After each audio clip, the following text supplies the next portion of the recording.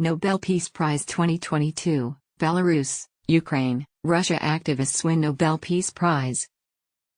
A jailed Belarus activist and two groups from Ukraine and Russia have been awarded the Nobel Peace Prize for championing human rights and democracy. The decision to honor Ales Białystok, Russia's memorial in the Ukrainian Center for Civil Liberties, CCL, is a rebuff to two authoritarian leaders. Russia forced memorial to close last December, ahead of Vladimir Putin's decision to invade Ukraine. Białystok was imprisoned amid protests against Belarus's Alexander Lukashenko. Ukraine's CCL has monitored political persecutions and crimes against humanity in areas of the country occupied or annexed by Russia. Norwegian Nobel Committee head Berit Reiss-Andersen told reporters that all three had made an outstanding effort to document war crimes, human rights abuses and the abuse of power. Asked whether the committee was sending a signal to Russia's leader on his 70th birthday, she pointed out that the Nobel Prize was always awarded an outstanding effort to document war crimes, human rights abuses and the abuse of power. Belarus's longtime ruler is a close ally of President Putin.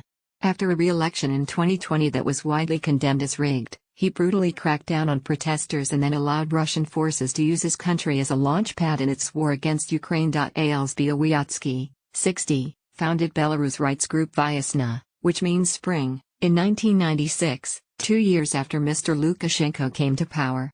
He was first jailed in 2011, then last year, he was detained again without charge. He is one of 1,348 people who Vyasna says are currently held as political prisoners in Belarus. Exiled opposition leader Svetlana Tikhanovskaya praised the Nobel Committee's recognition for all Belarusians fighting for freedom and democracy, and Białystk's wife Natalia Pinchuk said she was overwhelmed with emotion. A foreign ministry spokesman in Minsk said Alfred Nobel was recognition for all Belarusians fighting for freedom and democracy following the decision to hand Białystok the Nobel Peace Prize. Memorial is one of the oldest human rights groups in Russia. Led initially by another Peace Prize laureate, Andrei Sakharov, in the late 1980s, its work uncovered the true scale of Joseph Stalin's repression in the form of gulag camps of forced labor, where tens of millions of people are thought to have died. But it went on to document more recent human rights abuses, including kidnappings and torture in the Russian Republic of Chechnya.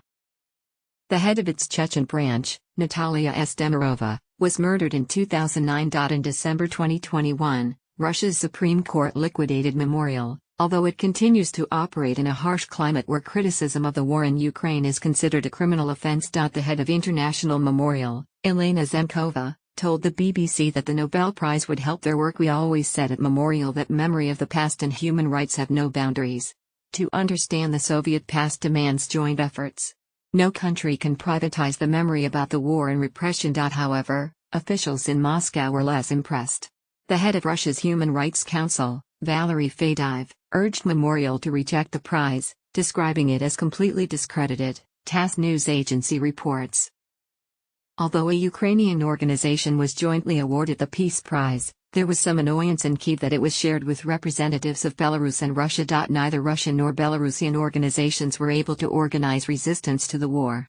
"This year's Nobel is awesome," tweeted presidential advisor Mikhailo Podolyak sarcastically. Ukraine's Center for Civil Liberties has in recent months turned its attention to abuses committed by Russian forces, after spending the previous years documenting political persecution in Russian-annexed Crimea and crimes in areas of eastern Ukraine run by Russian-backed separatists.